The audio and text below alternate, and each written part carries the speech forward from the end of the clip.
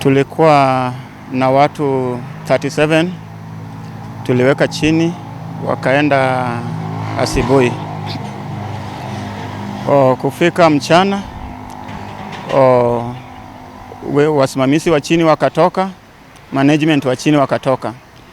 Wakatuletea report, kuna watu wameumia chini. Tumefanya shughuli ya kuwatoa.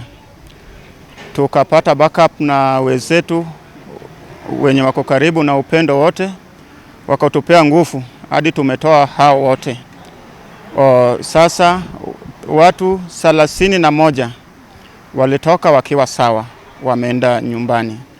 Na watu 6 tumekuja nayo OC hapa Mukumu. This evening we received cases of injuries that were sustained in mining.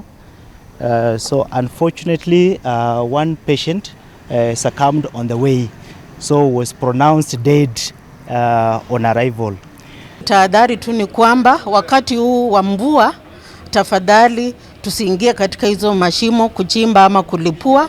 Wakati huu unaenda tu hapo when the weather is okay kuchota ama kutoa maji. Saa hii sio saa ya kulipua na saa hii sio wakati wa kuchimba. Naomba mtuwie radhi, muweze kuvimilia kidogo.